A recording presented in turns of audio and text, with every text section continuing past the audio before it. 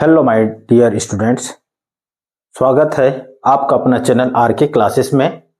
तो आज हम देखने वाले हैं सीजी बोर्ड परीक्षा 2025 में पूछे जाने वाले संभावित प्रश्न का महामैराथन प्रैक्टिस सेट बी आज देखने वाले हैं। इसके पूर्व में प्रैक्टिस सेट ए देख चुके हैं, ये पार्ट 6 है। ओके, तो ये जो सेशन है इसमें 100% पास होने की गारंटी है। ये जो जितने भी क्वेश्चन करवाऊंगा इसमें बहुत सारे प्रश्न हैं जो आपके सीजी बोर्ड की जो परीक्षाएं हैं उसमें कई बार आ चुका है और ये अभी इस सत्र 2025 में भी आने की संभावना है। तो देखते हैं सवाल, आज का वीडियो चालू करते हैं। ओके, तो चालू करते हैं। पहला प्रश्न देखते हैं। सबसे पहले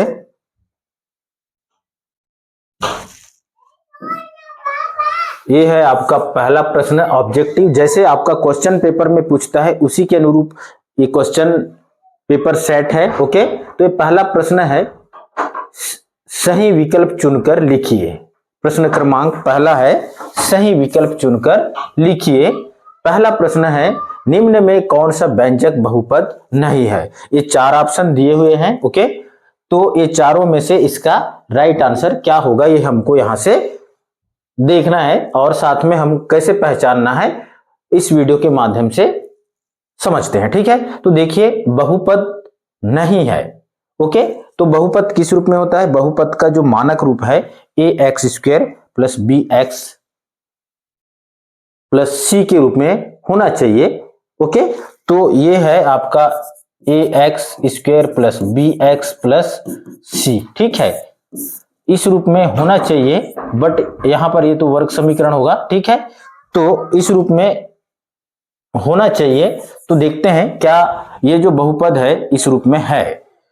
अब देखते हैं यहां पर 2x प्लस 3, ये तो बहुपद है। ओके, पर यहां अगर 3x² प्लस 7x प्लस 2 ये भी आपका बहुपद के रूप में है। ठीक है, उसके बाद आपका घ है x² माइनस 2x प्लस 3.3 है, बट ये भी बहुपद के रूप में है। आपका option number B x² minus 3 under root x है। ठीक है, इसका जो घात है यहां पर क्या है? अंडर रूट के रूप में है, यानी कि अंडर रूट का घात कितना होता है? 1/2। ठीक है, तो ये पूर्ण घात नहीं है, इसलिए बहुपद ये नहीं है। ठीक है, राइट आंसर होगा ऑप्शन नंबर बी। ओके, उसके बाद तीसरा प्रश्न देखते हैं।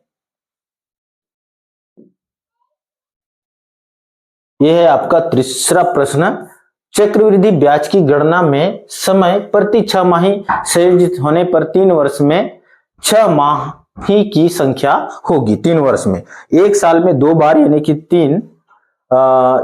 3 साल में कितना माह होगा 6 माही की संख्या? तो 3 है, 4 है, 6 है और ये 5 है। तो एक साल में 2 यानी कि 2 तिया 6 होगा। ऑप्शन नंबर सी इसका राइट आंसर होगा। ठीक है, 6 होगा। ठीक है, 6 माही होगा। ओके, अब देखते हैं नेक्स्ट सवाल।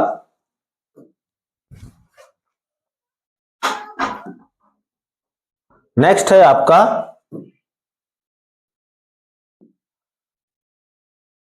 तीसरा प्रश्न, एक घनाभ के आकाश की विकिरणों की संख्या होती है। एक घनाभ है ना, घनाभ के आकाश की विकिरणों की संख्या कितनी होती है जी? इसका संख्या होता है ऑप्शन नंबर ए 4, बी 12, सी 8 और घ है 16। तो इसका राइट आंसर क्या होगा?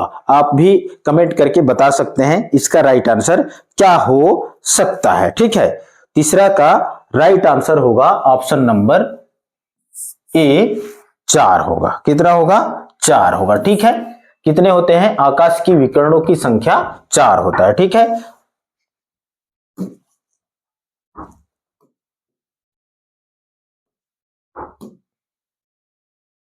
चौथा प्रश्न देखते हैं, साइन 30 अंश का मान होता है। इसके लिए आपको सारणी का मान ज्ञात होना जरूरी है। तो sin 30 अंश का मान कितना होता है? 2, ये है आपका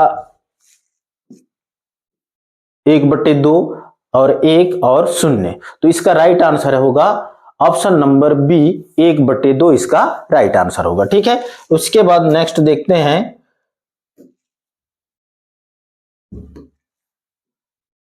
पांचवा नंबर प्रश्न है, मूल बिंदु के निर्देशांक होते हैं।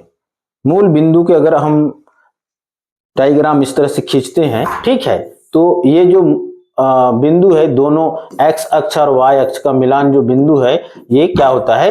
0 0 होता है। तो ठीक, इसका राइट आंसर होगा ऑप्शन नंबर ए, 0 0। मूल बिंदु के निर्देशांक क्या होते हैं? 0 0 होते हैं। ठीक है, तो उसके बाद नेक्स्ट प्रश्न है,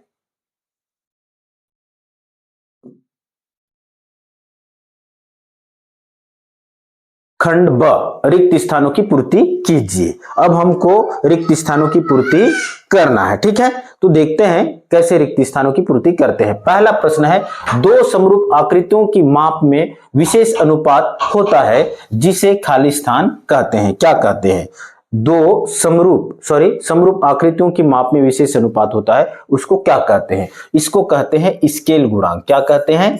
स्केल गुणांक। ओके, क्या कहते हैं जी? स्केल गुणांक।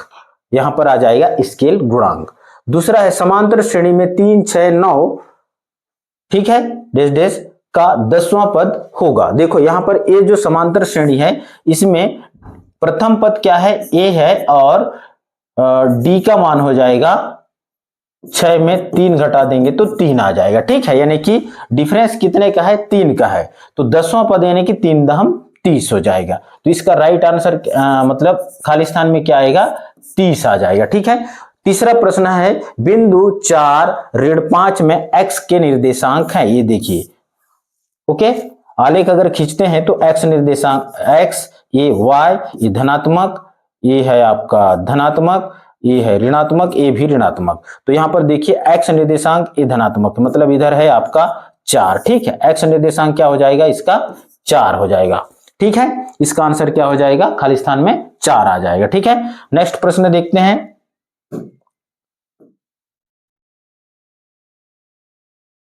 ये है आपका चौथा प्रश्न। कॉस, यहां पर थोड़ा सा प्रिंटिंग त्रुटि है, यहां है कॉस थीटा है। ये क्या है? कॉस थीटा, और ये सेक थीटा, ये गुणित है सेक थीटा है। ठीक है, इसका मान क्या होगा? Cos theta into sec theta का मान क्या होगा? देखिए, कॉस का opposite cos theta into 1 sec theta, sorry sec theta है, मतलब हम सेक थीटा को क्या लिख सकते हैं? 1 कॉस थीटा। तो यहां पर ये दोनों कट जाएंगे, तो इसका राइट आंसर क्या हो जाएगा? यहां पर आएगा 1 बच जाएगा। ठीक है, इसका आंसर क्या हो जाएगा? 1 हो जाएगा। ठीक है, पांचवा है वर्ग गुणांक, यानी कि वर्ग गुणांक का मतलब ये हो गया कि आपका वर्ग समीकरण। इसको क्या कहते हैं? वर्ग समीकरण। ठीक है, क्या? वर्ग समीकरण। ओके, ये जो वर्ग समीकरण है, 3x का स्क्वायर ऋण 4x धन 3 बराबर 0 के मूलों का गुणनफल खाली स्थान है। तो देखिए, वर्ग समीकरण में 2 मूल होते हैं, अल्फा और बीटा। तो यहां पर गुणनफल का, यानी कि अल्फा इंटू बीटा का मान हमको क्या करना है? ज्ञात करना है। मूलों का योगफल का मान होता है -b/a, और गुणनफल का मान होता है c/a। तो c है 3 और a का मान 3 है, तो 3 एकम 3, यानी कि इसका राइट आंसर हो जाएगा 1। गुणनफल का मान क्या हो जाएगा? 1 हो जाएगा। ठीक है, तो ये हो गया आपका रिक्त स्थान वाले प्रश्न। अब देखते हैं नेक्स्ट प्रश्न। नेक्स्ट है आपका सत्य असत्य लिखिए। ठीक है, इसमें हमको कौन सा जो प्रश्न है सत्य है और कौन सा असत्य है, ये हमको यहां से ज्ञात करना है। ठीक है, तो पहला है, वृत्त के एक ही खंड में बने कोण आपस में बराबर होते हैं। ठीक है, वृत्त का एक ही खंड में, यानी कि वृत्त जो भी है, ठीक है, इस तरह से वृत्त है, ठीक है। इस वृत्त में एक ही खंड में अगर कोई कोण बना है, ठीक है, तो क्या होते हैं, आपस में बराबर होते हैं, ठीक है।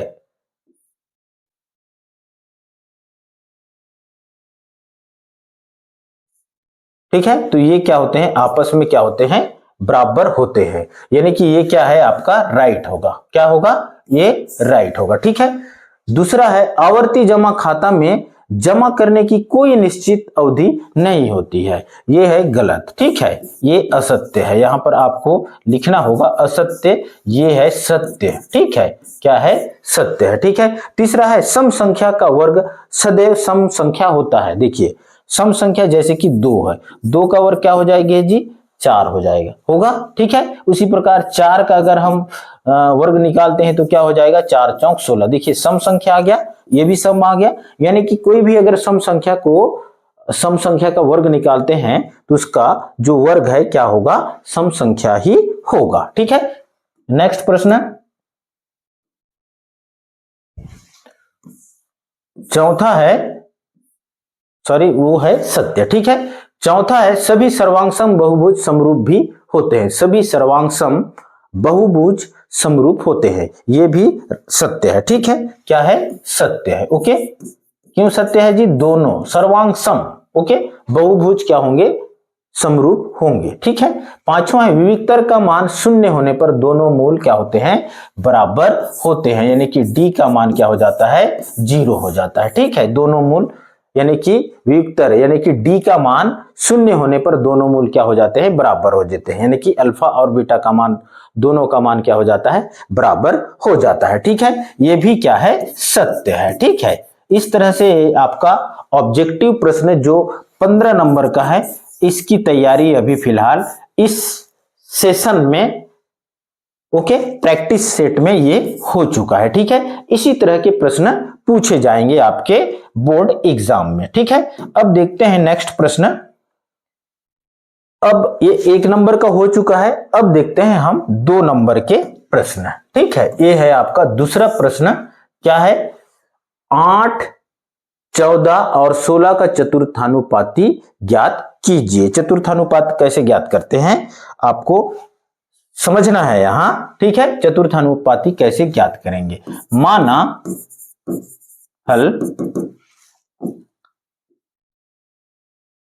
माना किसका, 8, 14, 16 का चतुर्थानुपाती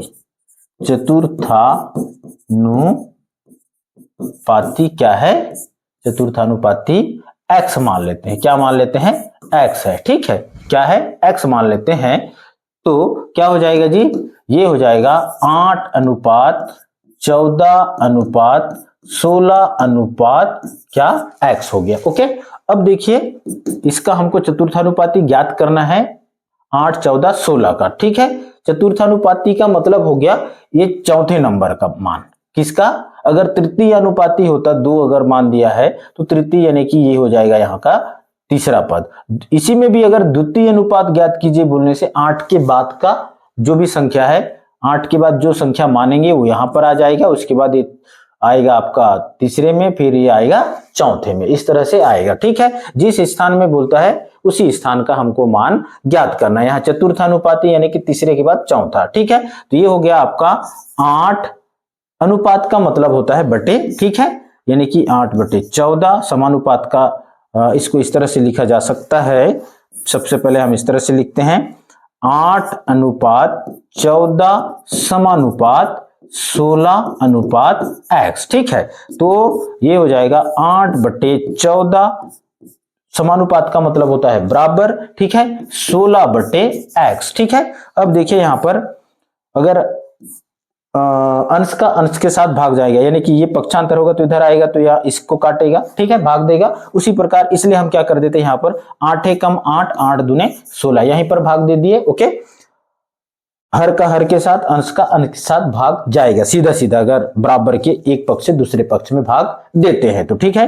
तो इसलिए ये हो गया 8 कम 8, 8 दूने 16, तो ऊपर में बच गया आपका कितना, 1/14 और यहां बच गया 2/x। या अब इसको पक्षांतर कर दीजिए, ये चला जाएगा ऊपर, ये आ जाएगा इसके साथ, x 1 के साथ गुणा करेगा, 14 दूने 28 होगा, यानी कि 2 गुणित 14 हम लिख सकते हैं इसको। ठीक है, अब इसको देखिए यहां पर क्या होगा, x बराबर हो जाएगा, यहां क्या होगा जी, 14 दूने 28, इसका आंसर क्या होगा, अतः क्या हो जाएगा, अतः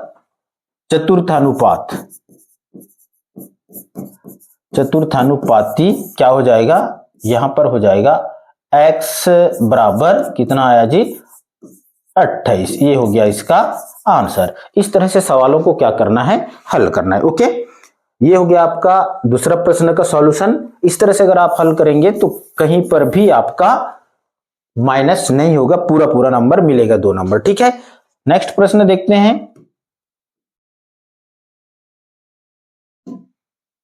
यह है आपका तीसरा प्रश्न, वर्ग गुणांक बना है, मूलों का योगफल ऋण 4 तथा मूलों का गुणनफल ऋण 12 है। वर्ग गुणांक मतलब वर्ग समीकरण बनाइए, इसका मतलब क्या है, वर्ग समीकरण बनाइए। वर्ग समीकरण क्या करना है, बनाइए लिखा है, थोड़ा सा त्रुटि है यहां। ठीक है, बनाइए। ओके, मूलों का योगफल का मान दिया हुआ है अल्फा प्लस बीटा का मान दिया हुआ है ऋण 4 तथा मूलों का गुणनफल का मान दिया हुआ है अल्फा इंटू बीटा का मान कितना दिया हुआ है, ऋण 12 दिया हुआ। ठीक है, तो हल करते हैं इसको।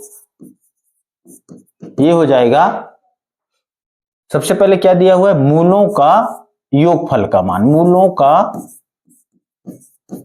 योगफल। ओके, मूलों का योगफल यानी कि अल्फा प्लस बीटा का मान कितना दिया हुआ है जी, ऋण 4 दिया हुआ है। उसके बाद मूलों का किसका, गुणनफल का मान, मूलों का गुणनफल बराबर यानी कि अल्फा इंटू बीटा का मान कितना है, ऋण 12। तो हमको क्या ज्ञात करना है, इसका यानी कि वर्ग समीकरण बनाना है। ठीक है, तो सूत्र होता है वर्ग समीकरण बनाने का। ठीक है, क्या होता है, x का स्क्वायर माइनस क्या होता है जी, यहां पर alpha plus beta into x plus alpha into beta, ये इसका बराबर 0। ये आपका फार्मूला हो गया। ठीक है, अब इसमें मान रख देते हैं x का स्क्वायर माइनस हो जाएगा अल्फा प्लस बीटा का मान है ऋण 4, तो ऋण 4 into x plus alpha into beta का मान है ऋण 12, तो यहां ऋण 12 रख दिए बराबर 0 हो गया। ठीक है, अब देखिए यहां पर x का स्क्वायर ये हो जाएगा ऋण ऋण धन 4x, x का गुणा कर दिए 4 के साथ 4x हो गया। ठीक है, धन यहां धन ऋण हो जाएगा यहां पर। ठीक है, ऋण क्या हो जाएगा, ऋण धन ऋण हो जाएगा 12 बराबर 0। ये हो गया आपका एक वर्ग समीकरण। ठीक है, यही हमको क्या करना था, ज्ञात करना था। ये हो गया आपका वर्ग समीकरण। ठीक है, आंसर। ओके, क्या हो गया, x square plus 4x minus 12 equal to 0, ये इसका एक वर्ग समीकरण हो गया। ठीक है, इस तरह से सवालों को क्या करना है, अगर आप हल करते हैं, सूत्र को आपको सही लिखना है तो आपका मान सही आ सकता है। ठीक है, तो अब देखते हैं नेक्स्ट प्रश्न। नेक्स्ट प्रश्न है आपका, ये रहा आपका नेक्स्ट प्रश्न। चौथा प्रश्न है, 4 बिंदुओं मतलब चौथा है, बिंदुओं 5, 8 और 5 ऋण 3 के बीच की दूरी ज्ञात कीजिए। तो ये दूरी से संबंधित है, यानी कि 2 बिंदु दिए हुए हैं, दोनों बिंदुओं के बीच की दूरी हमको क्या करना है, ज्ञात करना है। ठीक है, तो इसका भी एक फार्मूला होता है। ओके, दिए गए बिंदु क्या क्या है जी, यहां पर दिए गए बिंदु दिया हुआ है, यहां पर क्या हल दिए गए बिंदु क्या क्या है, x1, सबसे पहले x1 का मान, x1 और y1 का मान हो जाएगा 5 और 8। ठीक है, यानी कि x1 बराबर 5 और y1 बराबर 8 हो गया। ठीक है, उसी प्रकार ये हो जाएगा दूसरा बिंदु, x2 और y2 का मान क्या हो जाएगा, ये भी हो जाएगा, इसके बराबर क्या हो जाएगा, 5 और ऋण 3 हो जाएगा। ठीक है, x2 बराबर 5 और y2 बराबर ऋण 3 हो जाएगा। ठीक है, 2 बिंदुओं के बीच की दूरी का फार्मूला। ठीक है, 2 बिंदुओं के बीच की दूरी बराबर क्या होता है, फार्मूला है क्या है जी, फार्मूला ये है x2 माइनस x1 का square plus y2 minus y1 का स्क्वायर, ये इसका फार्मूला। इस फार्मूला में हम मान रख देते हैं, ठीक है, रख दें। x2 का मान क्या होगा, देखो ये x2 का मान है आपका अंडर रूट x2 का मान 5 और आपका क्या x1 का मान है यहां से 5, ये ऋण 5 हो गया, ठीक है, इसका स्क्वायर प्लस हो जाएगा y2 का मान क्या है जी, y2 का मान है ऋण 3 और y1 का मान है 8, ठीक है, ये ऋण 8 हो गया, इसका स्क्वायर हो गया, ठीक है, ओके। अब देखिए यहां पर 5 और 5 एक धनात्मक है एक ऋणात्मक है, 0 हो जाएगा इसका, है ना, 0 का स्क्वायर 0 ही होगा, आगे हमको इसको 0 का वर्ग लिखने की जरूरत ही नहीं है, ठीक है, प्लस हो जाएगा यहां पर, ये दोनों ऋणात्मक ऋणात्मक है इसलिए दोनों क्या हो जाएंगे, जुड़ जाएंगे, 3 और 8 हो गया आपका 11, क्या हो गया 11, ऋण ऋण है इसलिए ऋण 11 होगा, ठीक है, क्या हो जाएगा यहां पर ऋण 11 होगा, ठीक है, ये हो गया 11 का वर्ग हो गया, ओके। या आप इस 0 को छोड़ दीजिए तो यहां बच जाएगा ऋण 11 का स्क्वायर, ठीक है। यदि आप ऋण 11 को 2 बार गुणा करते हैं, कितने बार गुणा करते हैं, 2 बार गुणा करते हैं तो ये हो जाता है आपका कितना, अंडर रूट ये हो जाएगा 121। अगर 11 को 2 बार गुणा करते हैं 11 11 121 होता है, ठीक है। और 121 का वर्गमूल कितना होता है, 121 का वर्गमूल है 11, कितना होता है जी 11, 11 को हम 11 से गुणा करने से 11 आया ना, तो ये हो गया कितना 11 इकाई, इसको हम दूरी है इसलिए इकाई में दर्शाएंगे, ये हो गया इसका आंसर, ठीक है। आपका फार्मूला क्या है, दो बिंदुओं के बीच की दूरी का फार्मूला है under root x2 minus x1 का square plus y2 minus y1 का स्क्वायर। इस फार्मूला का आप भेजा में आप रखिए, ठीक है, ये आपको एग्जाम हॉल में काम आने वाला सूत्र है, ठीक है। नेक्स्ट प्रश्न देखते हैं।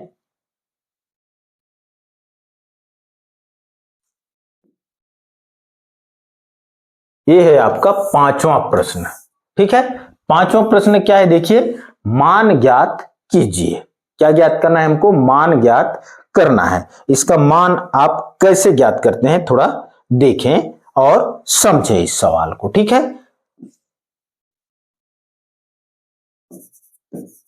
किसका मान ज्ञात करना है, हमको मान ज्ञात करना है sin 64 अंश गुणित cos 26 अंश धन cos 64 अंश गुणित sin 26 अंश। यहां पर थोड़ा सा समझने की जरूरत है। यदि यहां पर देखिए दो पद है, यहां पर ये पूरा पद है और ये एक पद है, ठीक है। अब पहले पद में आप अगर साइन में अगर फार्मूला यूज कर रहे हैं तो कॉस में नहीं करेंगे, अगर कॉस में कर रहे हैं तो साइन में नहीं करेंगे, ठीक है। दोनों में सेम है, अगर इसमें आप फार्मूला का उपयोग कर रहे हैं तो इसमें नहीं करेंगे, इसमें कर रहे हैं तो इसमें नहीं करेंगे। ये थोड़ा सा यहां पर याद रखने वाली बात है, ठीक है। तो देखिए कैसे सवाल को हल करते हैं, समझने की जरूरत है। यहां पर साइन क्या दिया हुआ है जी 64 अंश, ठीक है, गुणित कॉस 26 अंश, ओके। पूरा मैं प्रश्न को एक बार लिख रहा हूं, उसके बाद आपको हल करके बता रहा हूं। इसको बड़े ध्यान से समझने की जरूरत है, ठीक है। गुणित ये हो जाएगा साइन 26 अंश, ठीक है। अब देखिए यहां पर समझिए 64, यदि हम इसमें फार्मूले उपयोग कर रहे हैं तो इसको नहीं करेंगे, ठीक है। और रही बात यहां पर एक चीज और याद रखने की जरूरत है, आपका जो त्रिकोणमिति अनुपात यानी कि कोण का मान अधिकतम हम कहां तक का सारणी से याद रखते हैं, 90 अंश तक का याद रखते हैं। इसलिए हम क्या करते हैं 90 अंश तक का जो कोण है उसी को रखते हैं यहां पर, ठीक है। यानी कि 90 हमारा न्यूनतम यहां पर मान होगा, सॉरी अधिकतम, ठीक है। तो यहां से हमको केवल 90 में कोई भी संख्या घटाना है, मतलब 90 में हम कितना घटाएं कि 64 आए, इस बात को याद रखना, ठीक है। अगर इसमें कर रहे हैं तो 90 में कितना घटाएं कि 26 अंश बचना चाहिए घटाने से। देखिए कैसे सवाल को हल करते हैं, हम केवल साइन वाला को देख रहे हैं, ठीक है। साइन 90 माइनस कितना घटाएंगे तो 64 आएगा जी 26 अंश।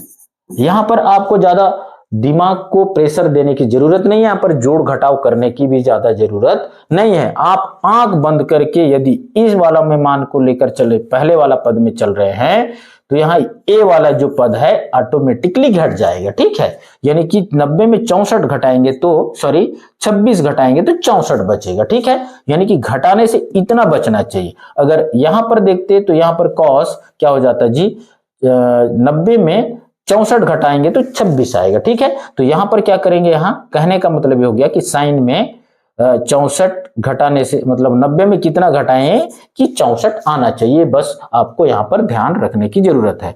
तो यहां पर दूसरा जो पद है कॉस 26 अंश को 26 अंश रख दिए, ठीक है। उसी प्रकार यहां पर भी देखते हैं कॉस को, ठीक है। कॉस यहां पर 90 में कितना घटाएं तो 64 आएगा जी, 26 अंश घटाने से कितना आएगा 64 अंश। तो दूसरा पद है आपका साइन 26 अंश हो गया, ठीक है। अब देखिए यहां पर आगे ये क्या होता है जी, साइन का क्या हो जाता है जब इस तरह का फार्मूला आता है, यानी कि आपका कोई भी साइन क्या 90 माइनस थीटा, थीटा में जो घटाएंगे वो वाला मान आएगा, ठीक है। चूंकि इसके बराबर यदि करते हैं तो इसका मान क्या आ जाता है, साइन का कॉस हो जाता है। क्या हो जाता है, कॉस थीटा हो जाता है, ये वाला कोण आएगा, इसको याद रखना, ठीक है। साइन का कॉस हो जाएगा, उसी प्रकार कॉस का साइन हो जाएगा, टेन का कॉट हो जाएगा, ठीक है। ओके, तो ये आपको याद रखना है। सेक का कॉसेक हो जाता है, ठीक है। ये वाला थीटा का मान आएगा, यानी कि ये हो जाएगा ये वाला मान कहना चाहिए, ठीक है। साइन का क्या हो जाएगा, कॉस 26 अंश आ गया, ठीक है। फिर इधर भी बचा है कॉस 26 अंश, ये हो गया कॉस 26 अंश, धन ये है आपका कॉस का साइन हो जाएगा। क्या हो जाएगा, साइन यहां हो जाएगा आपका, क्या हो जाएगा, साइन 26 अंश, यहां आपका बचा है साइन 26 अंश, ठीक है। इस तरह से ये हो गया। अब देखिए इसको गुणा कर दीजिए, ये भी cos 26 अंश है, ये भी cos 26 अंश है। तो कहने का मतलब ये हो गया cos का वर्ग हो जाएगा 26 अंश, cos स्क्वायर 26 अंश, धन हो जाएगा साइन स्क्वायर 26 अंश। इसको इस तरह से लिख सकते हैं, सबसे पहले साइन स्क्वायर 26 अंश, उसके बाद है cos स्क्वायर 26 अंश, ठीक है। ये इसके बराबर क्या होता है जी, हमारा सर्व समीकरण number 1 cos square theta plus sine square theta plus cos square theta equal to क्या होता है 1 होता है, चूंकि, ठीक है, ये इसका फार्मूला, इसके बराबर 1 होता है। तो ये भी 26 अंश दोनों में है, तो ये हो जाएगा इसका मान 1, ये हो गया इसका आंसर। इस तरह से सवालों को हल करना है। ऐसा एक सवाल आपको परीक्षा में देखने के लिए बिल्कुल मिलने वाला है, ठीक है। अभी अगर छमाही में भी देखेंगे तो एक सवाल आएगा, उसके बाद वार्षिक में एक सवाल इस तरह का, ये 2 नंबर का सवाल एक पूछना 100% गारंटी है। ओके, तो देखते हैं नेक्स्ट प्रश्न। ये सवाल आपको समझ में आ गया होगा, ठीक है। तो छठवां प्रश्न देखिए, ये है आपका छठवां प्रश्न, ठीक है। छठवां प्रश्न क्या है जी, छठवां प्रश्न है आपका निम्नलिखित आंकड़ों का समांतर माध्य ज्ञात कीजिए। यहां पर आंकड़ा दिया नहीं है, आंकड़ा है क्या क्या आंकड़ा है जी, देखते हैं आंकड़ा क्या क्या है। 24, 28, 30, 31, 32 आंकड़ा है। 24, 28, 30, 31 और 32 ये आंकड़े हैं, ठीक है। ये जो आंकड़े हैं, इन्हीं आंकड़ों का हमको क्या ज्ञात करना है, समांतर माध्य ज्ञात करना है, ठीक है।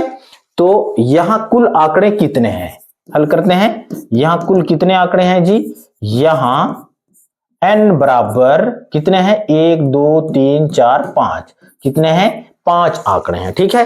तो समांतर माध्य का फार्मूला क्या होता है, समांतर माध्य बराबर क्या होता है जी, आंकड़ों का योगफल।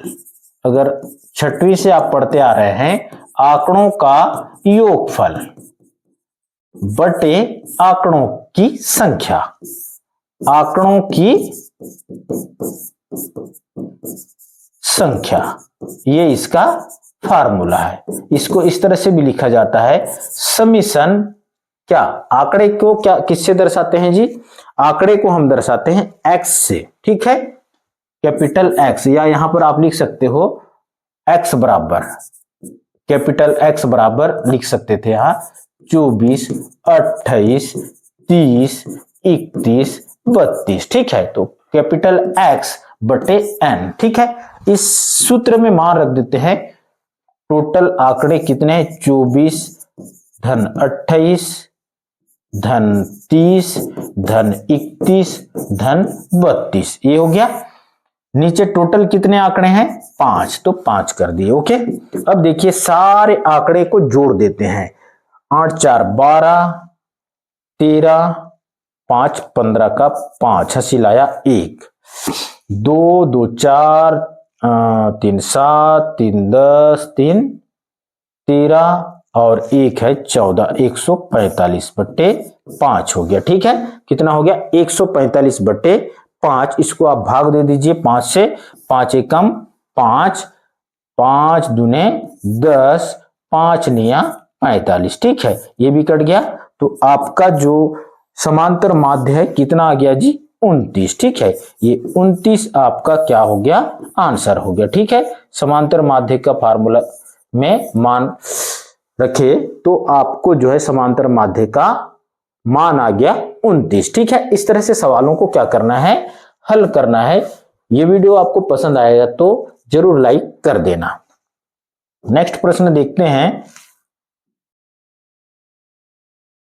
7वां प्रश्न है, दर्शाइए कि निम्न समीकरण निकाय का एक अद्वितीय हल है, ठीक है। हमको केवल देखिए इसका हमको क्या मान ज्ञात करना है, ये वर्ग समीकरण से संबंधित सवाल है। दो चर का रैखिक दो चर का रैखिक समीकरण, दो चर है यहाँ पर, x है और ये y है, ठीक है। तो यहां पर हमको पहचानना है क्या अद्वितीय हल है, ये जो, ठीक है, अद्वितीय हल है उसका एक शर्त है, ठीक है। तो इसके हिसाब से आपको इसको हल करना है। तो देखते हैं यहां पर, ठीक है, हल करके क्या ये अद्वितीय हल जो शर्त है उसको पूर्ति करता है, संतुष्ट करता है, ठीक है। यहां इसको A1, इसको B1 और ये C1 है, ठीक है। और ये है आपका A2, ये B2 और ये C2। यहां क्या A1 बराबर क्या है जी, 3, B1 बराबर क्या है जी, 5, C1 बराबर क्या है, 12। उसके बाद A2 बराबर क्या है, A2 बराबर 5, उसके बाद है B2 बराबर यहां हो जाएगा 3 और C2 बराबर क्या है, यहां 4 है, ठीक है। अद्वितीय हल के लिए शर्त क्या है, अद्वितीय हल के लिए क्या है शर्त, अद्वितीय हल का शर्त है क्या है जी, समीकरण निकाय का अद्वितीय हल होगा, कब होगा, समीकरण निकाय का अद्वितीय हल होगा, कब होगा, शर्त है क्या है, A1 बटे A2, A1 बटे A2 बराबर नहीं B1 बटे B2, ये इसका शर्त है, ठीक है। अगर ये बराबर नहीं होगा मतलब अद्वितीय हल होगा, ठीक है। तो मान रख देते हैं यहां पर A1 का मान क्या है, 3/5 हो जाएगा, 3/5 नॉट इक्वल टू क्या, B1 और B2, B1 का मान 5/3 हो जाएगा, ठीक है, 5/3। ये दोनों एक दूसरे के साथ बराबर हैं क्या, नहीं है, 3/5 5/3 एक दूसरे के जस्ट अपोजिट है, मतलब ये हो गया अद्वितीय हल। यही क्या करना था हमको, ज्ञात करना था, ठीक है, ज्ञात करना था, ओके। ये हो गया इसका आंसर। इस तरह से सवालों को क्या करना है, हल करना है। अब देखते हैं 8वां नंबर प्रश्न। कौन सा प्रश्न देखेंगे? 8वां नंबर प्रश्न। 8वां नंबर प्रश्न क्या है, देखिए ये आपका स्क्रीन में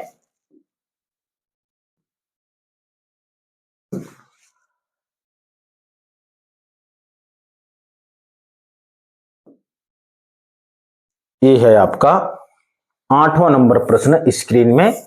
वर्ग गुणांक या वर्ग समीकरण x² - 4x + 4 बराबर 0 की मूलों की प्रकृति ज्ञात कीजिए।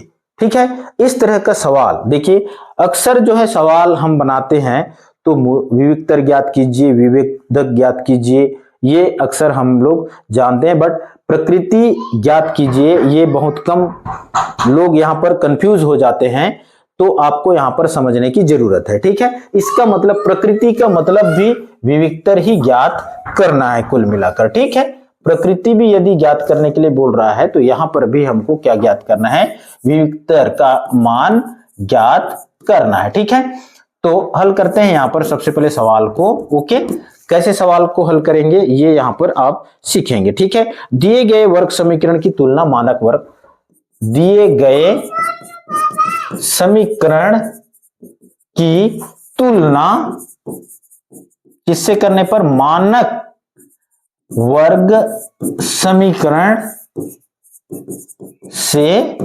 करने पर। ठीक है, मानक वर्ग समीकरण क्या है जी, मानक वर्ग समीकरण है ax² + bx + c = 0 है। इससे हम क्या करते हैं, ये जो समीकरण है इसका तुलना करते हैं, इसके सामने कुछ नहीं मतलब 1 है।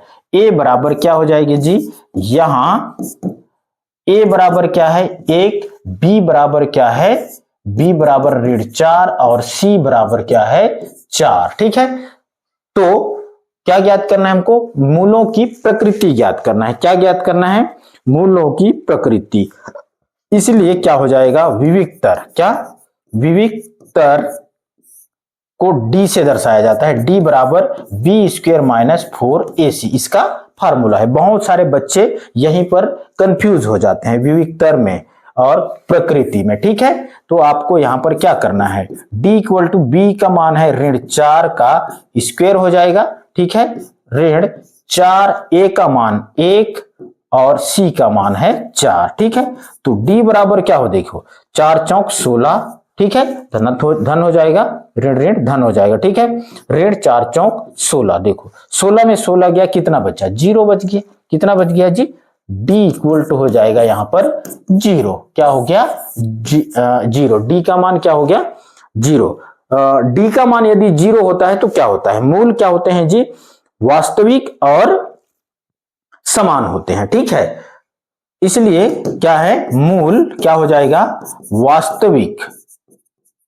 जब d का मान 0 हो तो वास्तविक और क्या होता है, समान होते हैं, कौन, मूल। ठीक है, ये इसका आंसर हो गया। ठीक है, नेक्स्ट प्रश्न देखते हैं।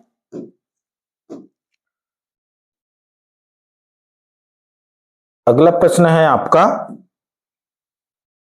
10वां प्रश्न हो गया आपका, सिद्ध कीजिए कि दो क्रमागत पूर्णांक संख्याओं के वर्गों के योग को 4 से विभाजित करने पर शेषफल सदैव 1 आता है। ठीक है, अच्छा 10वां प्रश्न हो गया, हमको देखना है एक्चुअली में 8वां प्रश्न। ठीक है, सॉरी 9वां प्रश्न, ये 9वां प्रश्न पहले देखते हैं हम लोग। ठीक है, एक बेलन के आधार की त्रिज्या 14 सेंटीमीटर है, किसका, बेलन का। ठीक है, आधार की त्रिज्या क्या है, 14 सेंटीमीटर और ऊंचाई 10 सेंटीमीटर है। बेलन का वक्र पृष्ठ का क्षेत्रफल ज्ञात कीजिए। हमको क्या ज्ञात करना है, बेलन का वक्र पृष्ठ का क्षेत्रफल ज्ञात करना है। ठीक है, तो बेलन के वक्र पृष्ठ का सूत्र क्या होता है, पहले से याद करके आप रखिए। ठीक है, तो यहां पर क्या दिया हुआ है जी, यहां दिया है हल, दिया है, क्या दिया है, जो दिया है उसको लिखते हैं सबसे पहले। ठीक है, दिया है बेलन के आधार की त्रिज्या, बेलन के आधार की त्रिज्या कितना, r बराबर 14 सेंटीमीटर, ठीक है। उसके बाद बेलन के ऊंचाई, बेलन की ऊंचाई कितना, h बराबर दिया हुआ है 10 सेंटीमीटर, ओके। तो हमको क्या ज्ञात करना है, बेलन के वक्र पृष्ठ ज्ञात करना है। इसलिए बेलन का वक्र पृष्ठ बराबर क्या होगा, इसलिए बेलन का वक्र पृष्ठ बराबर क्या होता है, 2πr/h, इसका फार्मूला है, ठीक है। इसमें मान रख देते हैं 2 × 22/7 गुणित r का मान कितना है जी, 14 है, h का मान है 10, 7 दूने 14, ठीक है। सबको गुणा कर देते हैं। बेलन का वक्र पृष्ठ बराबर क्या हो जाएगा, 22 दूने 44 दूने 88 गुणित 10 यानी कि 0 वर्ग सेंटीमीटर, ये इसका आंसर होगा, ठीक है। इस तरह से सवालों को क्या करना है, हल करना है, ठीक है। बेलन का वक्र पृष्ठ का फार्मूला क्या है, ज्यादातर यहां पर बच्चे जो है इस चैप्टर में ये जो बेलन शंकु है ना, इसका सूत्र को जो है कंफ्यूज हो जाते हैं, ठीक है। गोला, ये सारे बहुत सारे फार्मूला है इस चैप्टर में, तो अच्छे से याद करके रखिए ताकि आप कंफ्यूज ना हो सके, ठीक है। अब देखते हैं नेक्स्ट प्रश्न।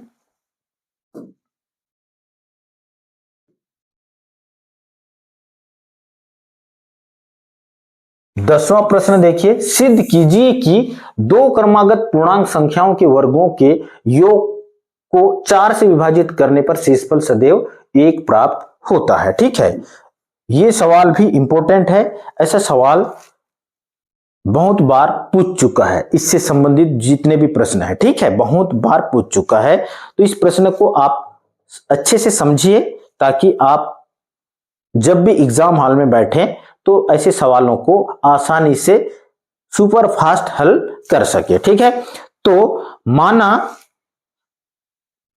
क्या बोल रहा है कि सिद्ध कीजिए कि दो क्रमागत पूर्णांक संख्या है, तो हमको मानना पड़ेगा यहां पर, ठीक है, कि ये संख्या क्या है, जो क्रमागत संख्या आने वाला है। कहां से चालू करें, कहने का मतलब ये है, ठीक है, कहां से चालू करें और कहां तक जाने वाला है ये संख्या है।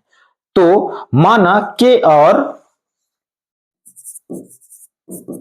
माना जो संख्या है वो k है, k और k+1 दो क्रमागत पूर्णांक संख्याएं हैं, ठीक है। क्या है, दो क्रमागत पूर्णांक संख्याएं है, ओके। ये दो संख्याएं हम मान लिए। पहली संख्या k से स्टार्ट करते हैं, k+1 हो गया, ओके। तो देखिए क्या है जी, एक क्रमागत संख्या है, क्या है, क्रमागत, क्रम से, क्रमागत का मतलब क्रम से। तब प्रश्नानुसार योगफल क्या हो जाएगा, तब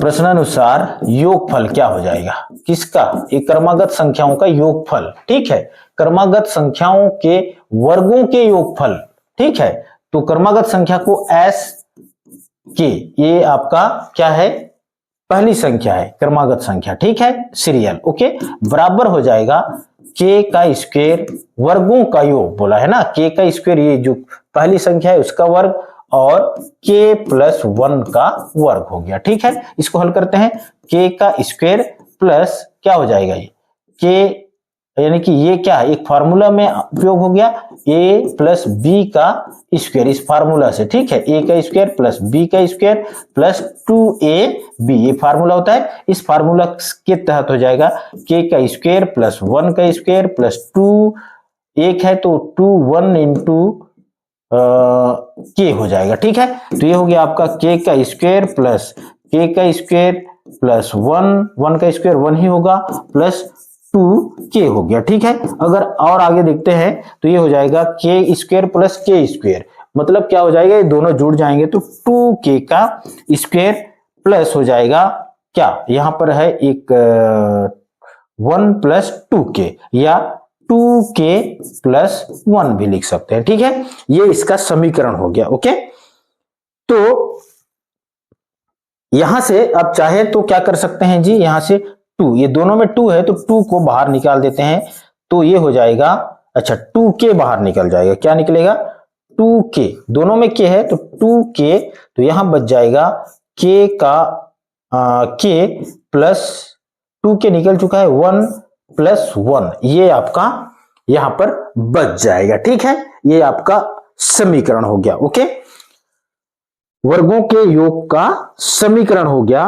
अब इस योग को 4 से विभाजित करने पर, ये जो योग है इसको किससे, अब इस योग को किससे, 4 से विभाजित करने पर, विभाजित यानी कि भाग देने पर, विभाजित करने पर हम इसको सीधा सीधा क्या कर देते हैं, 4 से भाग भी दे सकते हैं और यहां पर हम मान भी रख सकते हैं। अतः शेषफल प्रमेय से क्या हो जाएगा, अतः शेषफल प्रमेय से, ठीक है, शेषफल प्रमेय SR इक्वल टू हो जाएगा, क्या हो जाएगा जी, इसका शेषफल प्रमेय क्या है, शेषफल प्रमेय है तो ये आ जाए SR इक्वल टू हो जाएगा, क्या है, हमने मान निकाला है 2k इंटू k प्लस 1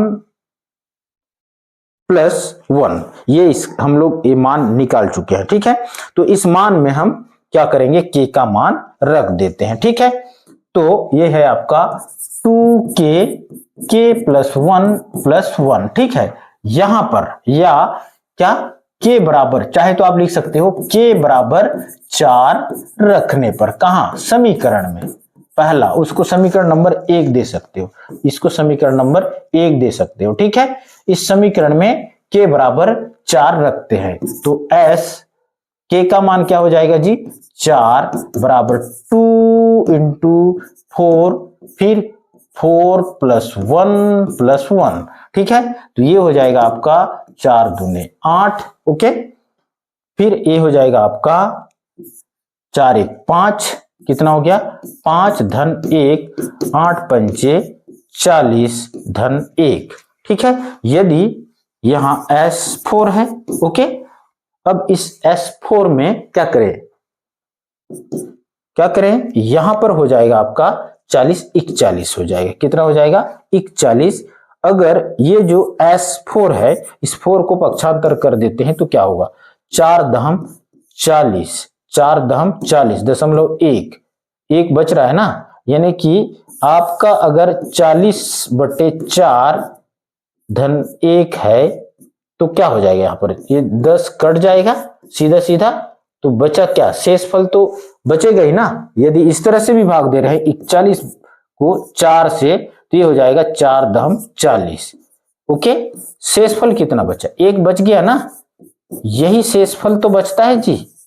ठीक है, यही इसका क्या हो गया, आंसर हो गया। ठीक है, इस तरह से सवालों को हल करना बिल्कुल इजी है, कुछ नहीं करना। ठीक है, आपको क्रमागत 2 संख्याएं मान लेना है, S4 यानी कि SK यानी कि शेषफल प्रमेय के अनुसार। ठीक है, उसको हल करना है और उसमें मान रख देना है 4। ठीक है, या भाग दे देना है अंतिम में। ओके, तो इस तरह से सवालों को क्या करना है, हल करना है।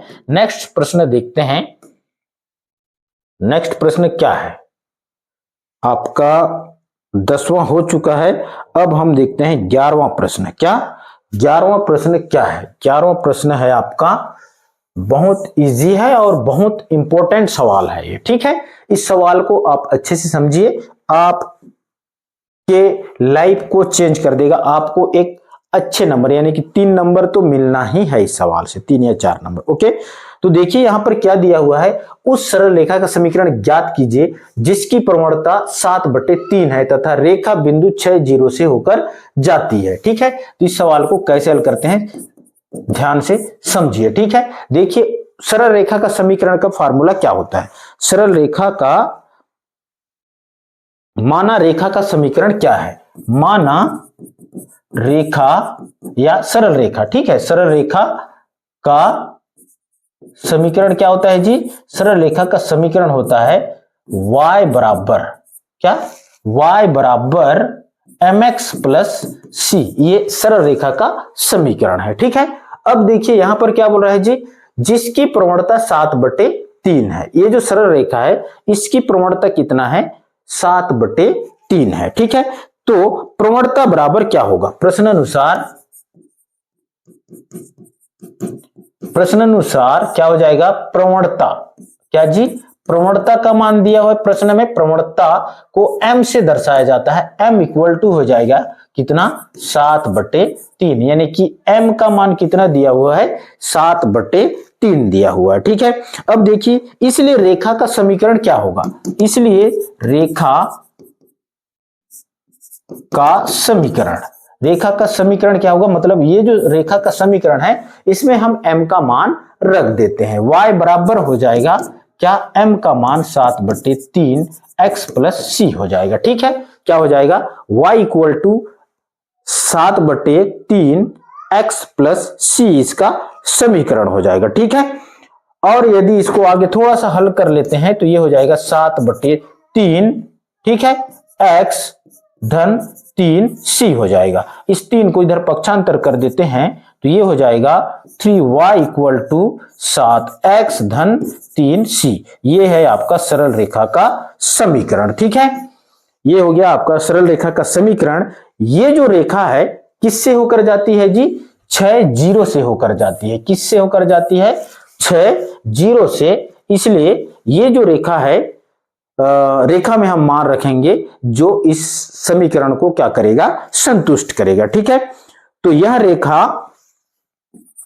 रेखा किससे होकर जाती है? 6 0 से होकर